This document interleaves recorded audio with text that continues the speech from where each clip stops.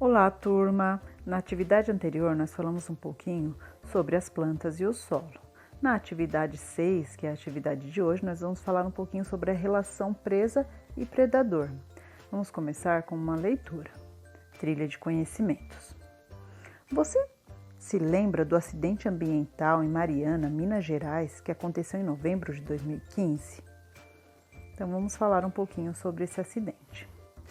O rompimento da barragem do Fundão, em Mariana, uma cidade histórica em Minas Gerais, lançou 45 milhões de metros cúbicos de lama no meio ambiente. Esta lama era resultante da produção de minério de ferro pela mineradora Samarco. A enxurrada de rejeitos, composta principalmente por óxido de ferro e sílica, se espalhou pela região e soterrou o subdistrito de Bento Rodrigues. A lama chegou ao Rio Doce e causou um aumento da turbidez da água e provocou a morte de milhares de peixes e outros animais. Um laudo técnico divulgado pelo IBAMA no início de dezembro aponta que o nível de impacto foi tão profundo e perverso ao longo de diversos estratos ecológicos que é impossível estimar um prazo de retorno da fauna ao local. O desastre causou a destruição de 1.469 hectares, incluindo áreas de reserva permanente, que são as APPs.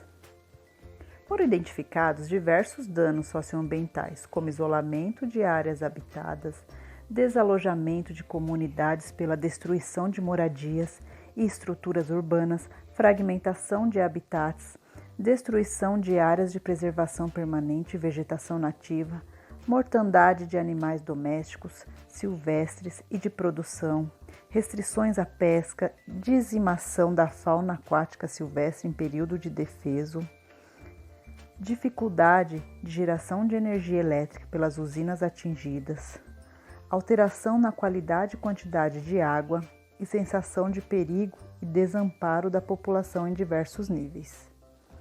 A força do volume de rejeitos lançados com o rompimento da barragem também pode ter revolvido e colocado novamente em suspensão os sedimentos do fundo dos cursos d'água afetados, que pelo histórico de uso e relatos na literatura já continham metais pesados. Depois desse grave acidente que causou impactos no meio ambiente e na vida de muitas pessoas, ocorreu outro acidente semelhante, também em Minas Gerais, na cidade de Brumadinho, em janeiro de 2019. Lá, os rejeitos atingiram a cidade e causaram mais de 100 mortes, além de atingir áreas de vegetação da Mata Atlântica e o rio Paraopeba, um afluente do rio São Francisco.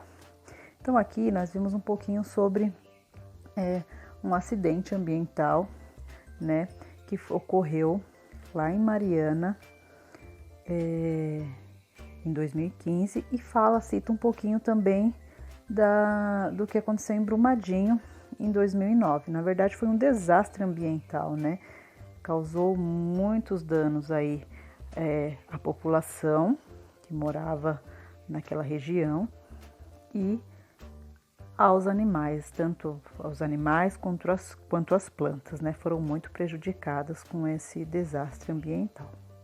Que consequências esses acidentes podem causar ao meio ambiente? Antes de continuarmos, liste os possíveis impactos ambientais. Então aqui, nessa primeira atividade, vocês vão listar os principais impactos causados ao meio ambiente relacionados a esse desastre. Aí agora vamos lá para a página 112. Em um ambiente, os seres vivos interagem entre si de várias formas. Uma das interações que mantém um equilíbrio entre os seres vivos que habitam determinado local é a predação. Através dela, os animais heterótrofos, lembrando que heterótrofos são aqueles que não produzem o seu próprio alimento, que precisam tirar o alimento do ambiente, conseguem energia para suas atividades vitais.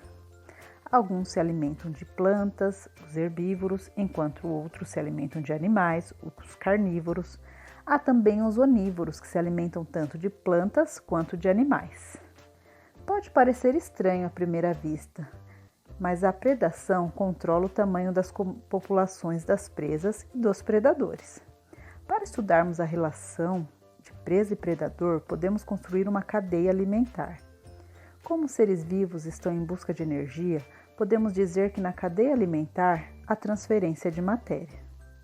As plantas absorvem energia luminosa do sol e, junto com o gás carbônico e a água, produzem um açúcar, a glicose, e dele obtêm a energia para se manter vivas e se desenvolver. Assim, a transferência de energia ocorre através da transferência de matéria, pois da planta, matéria e energia são passadas para o animal herbívoro e depois passa para o onívoro ou carnívoro. E o que pode acontecer com a cadeia ou com a teia alimentar de um ambiente que sofreu os impactos ambientais, como os que aconteceram na região de Brumadinho e Mariana? Isso pode causar desequilíbrios ambientais? Será que pode alterar as relações entre presas e predadores e alterar o número populacional deles? Então aqui nós temos alguns questionamentos, relacionados aí aos seres vivos que habitavam aquele ambiente, Será que causou algum dano, algum desequilíbrio ao ambiente devido à morte em grande escala de muitas espécies? Então vamos praticar. Então aqui nossa primeira atividade. Vamos lá, atividade A, ainda na página 112. Na imagem abaixo representamos uma possível cadeia alimentar do Rio Doce. Considerando os impactos de turbidez na água e contaminação por metais, vamos supor que uma das espécies de peixe foi extinta no local. Quais alterações podem acontecer na cadeia alimentar? Então aqui nós temos algumas espécies de peixes, Nós temos aqui o lambari, nós temos aqui o bagre e aqui nós temos o surubim doce. Então, aqui nós temos a relação desses peixes com outras espécies, Então, aqui a gente percebe que o quê? Que esses peixes servem de alimento, igual o bagre, está servindo de alimento para o ser humano, o lambari servindo de alimento para o ser humano, as folhas e sementes e frutos servem de alimento para esse lambari, Essas flores sem semente, frutos também servem de alimento para essas larvas e alguns insetos. Esses servem de alimento para o bagre, que pode servir de alimento para o surubim. Então, nós temos aqui uma cadeia alimentar onde mostra a ligação, a relação alimentar entre alguns seres vivos. Então, de acordo com o que nós já aprendemos sobre essa questão de cadeia alimentar, que é a relação entre os produtores, os consumidores, os decompositores, o que pode acontecer aqui, Quais alterações podem acontecer nessa cadeia se um desses peixes, se uma espécie de peixe dessas três citadas aqui desaparecer, for extinta daquela região, Então vocês vão descrever isso. Atividade B. Quais espécies poderiam ter aumentado? Aliás, quais espécies poderiam ter aumento ou diminuição da população? Então, se algum desses peixes aqui for extinto, daquela região, qual espécie, O que vocês acham que ia acontecer com as outras espécies? No caso aqui, as outras espécies nós temos as folhas, sementes e frutos, que são de plantas, os insetos e as larvas e o ser humano. O que pode acontecer com esses indivíduos? Se acaso tiver um aumento ou a diminuição da população dessas espécies. Questão C. Imagine, por exemplo, que a garça, uma ave que se alimenta basicamente de peixes anfíbios e crustáceos, tenta caçar peixes na água do rio que ficou turva. Gente, turva é quando ela fica bem escura, Ela perde aquela transparência, ela fica com uma característica escura, bem, como que nós podemos dizer, fosca, né? Ela conseguirá capturar os peixes com a mesma eficiência de quando a água era cristalina, limpa, né, transparente? Explique o porquê e diga quais consequências esse impacto pode causar na população de garças. Então, o que pode acontecer aí com a garça, né? Que é uma ave que estava acostumada naquele ambiente limpo, né? Naquela água que tinha uma certa transparência, que tinha uma visibilidade melhor e de repente essa água fica turva, né? Fica suja, imprópria.